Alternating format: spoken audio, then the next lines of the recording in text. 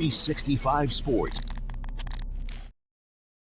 All right. Is this a must-win against the Niners for the Colts? See, it's not. In all reality, the last two games are a must-win. This is not a must-win, but it kind of feels that way. It feels like, okay, for you to have a chance, you need to win this game. Right. Especially on a 4-game losing streak. Yeah. It's on primetime, too. I believe it's home, right? It is? Yeah, it's home. It's primetime. The Colts have historically not been great as of late on primetime games at home. Yeah. And I think that you need to win this game. Is it a must-win? No. But for your morale, it's a must-win. Well, I'm Kevin. He's Liam. We are the Unstable Blues. Happy to present 365 Sports Indiana as part of the 365 Sports Network. Yes, welcome back in. 3 games left on the Colts schedule and only 1 game out of the playoffs and 2 or 3 in the division. It's hard to say this game against the 49ers isn't a must-win, even though it may technically not be. How can they get this win and give themselves a chance? Here we go. Yes, you can follow us on TikTok and Instagram at 365 Sports Indiana. And don't forget to like and subscribe on YouTube or wherever you get your podcasts.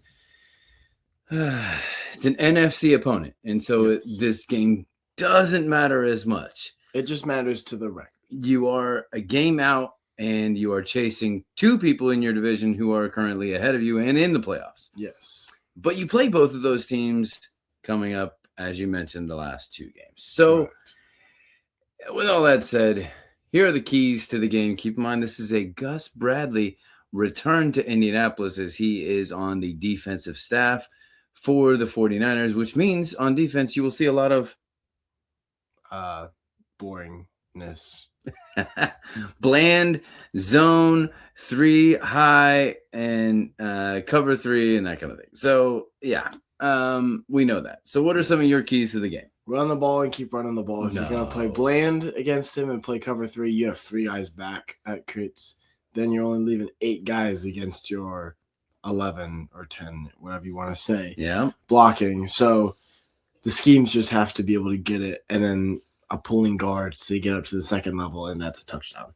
So I think running the ball this game in particular is so important. But you got to realize that with Phillip Rivers at quarterback, you know that they're going to probably stack the box a little bit more because they know that even if you're not going to run the ball, Phillip is not going to necessarily push the ball down the field. We saw that he's not necessarily capable of that. So leads me to my point that I always bring up is protect the ball, take the ball. Now, we saw Phillip Rivers do amazing things at protecting the ball. Yes, he had an interception, but that was late as he's trying to do something there toward the end with virtually no time left. The Niners are -10 in turnover differential this season. So how do they win that many games with that type of number? It means they're always kind of close, and they keep it close and pull it out in the end because they have friends and a veteran coach. Yep. Another one for me is you have to let your defense play like they did last week. Okay. They played terrific last week. Only scored 6 field goals.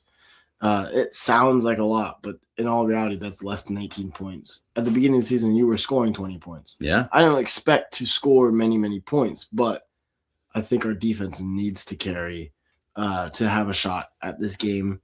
So I like what Lou did last week. Let's have him do it again this week. Yeah, and their defense is missing Nick Bosa and Fred Warner, both out for the rest of the season. So that lends to a little bit lighter on their defensive side.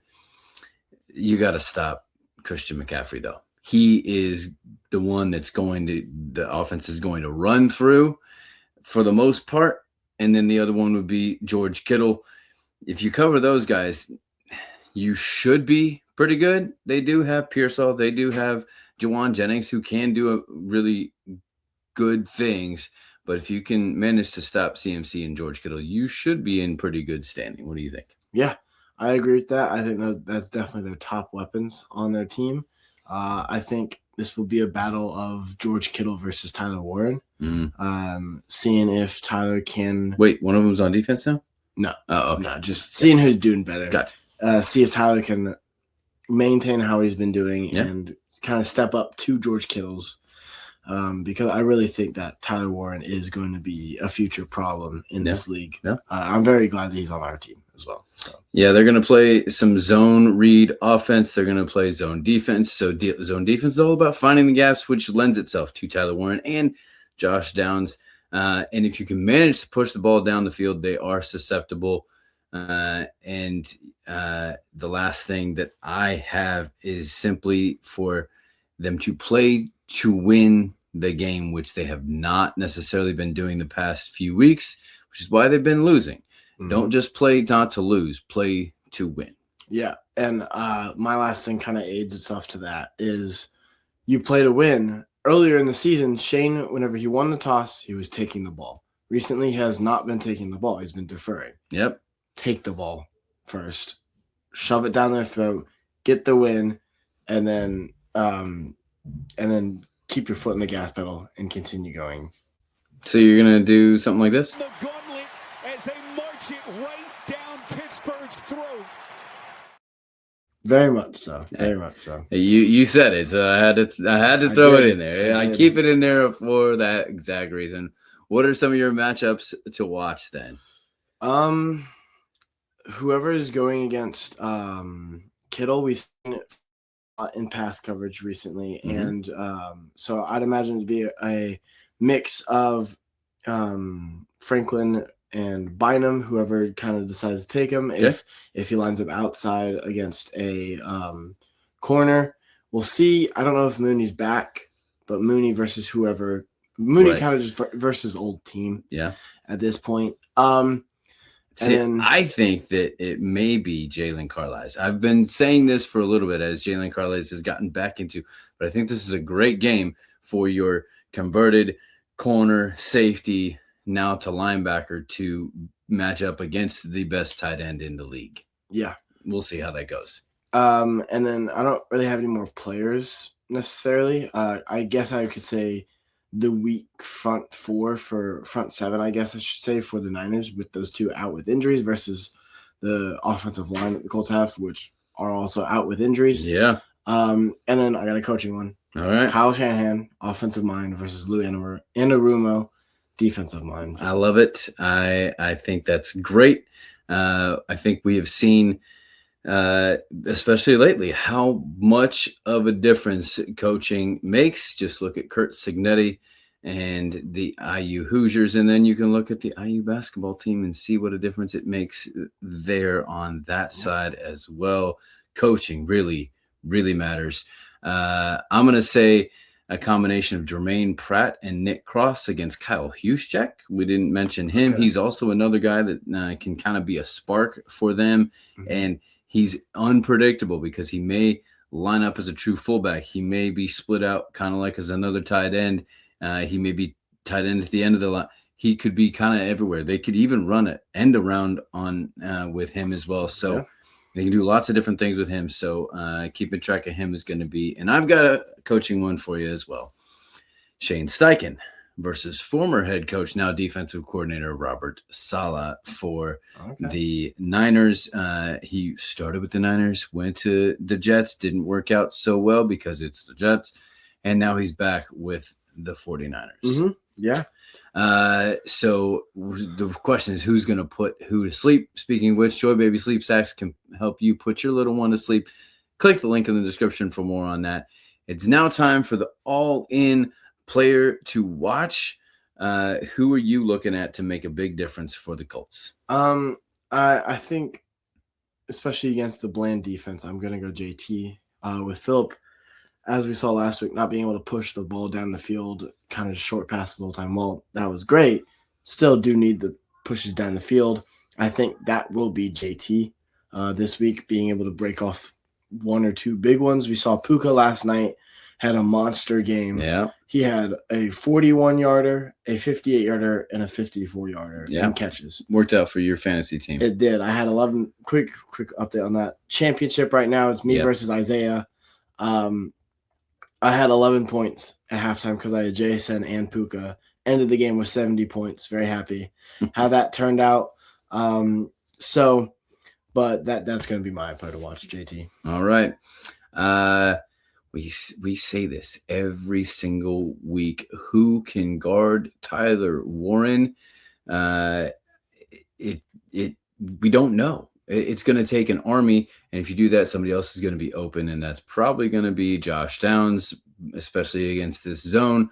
It's going to come down to good training, and Philip has that. Speaking of which, Farmhounds can help you train your puppies with their healthy treats like at Country Mountain Dogs. Click the link in the description for more on Speaking that. of Philip Rivers, yeah, he's got a rebound. Oh, yeah, I need more yards out of him. Speaking of rebounding, open goal rebounder and goal setup. Want to learn more about that? Click the link in the description. Yes, so I have Tyler Warren as my player to watch. It's now time for prediction time. If you can go back and watch our Pick 6 segment on the Pete Sousa show, and neither Scotty or Pete are on board with the Colts this week. They criticized me still being on the train. I said I've been on the train since they got on the Mayflower moving trucks. So you weren't quite there, but I brought you up right. Yep. Or for heartache. So who do you think is going to be the winner, and what's the score going to be? I got false hope. I'm going Colts going to win it. We'll say 21 to another 18. Oh, okay.